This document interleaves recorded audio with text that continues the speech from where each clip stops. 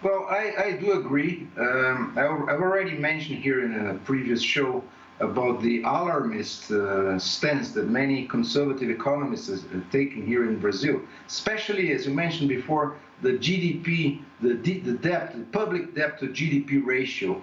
There was so much alarmism about that. And as a matter of fact, recent data confirm that we are on a good path with respect to public debt. So there's not a risk of a non-sustainable trajectory for the public debt, as well as for inflation.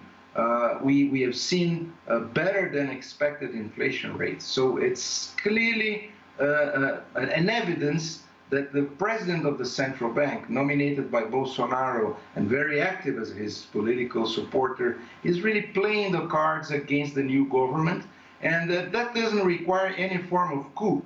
It's in the rules of the system that the president of the central bank has to report to a monetary committee of sorts. That's a much wider chamber or a committee, an agency within the Brazilian state that can actually take the president of the central bank out if he doesn't follow, standard procedures. So I don't think that we are looking at the dismantling of the inflation rate model, but we are certainly looking at a very important battle to oust a central bank president that is not acting on evidence, but is acting on prejudice.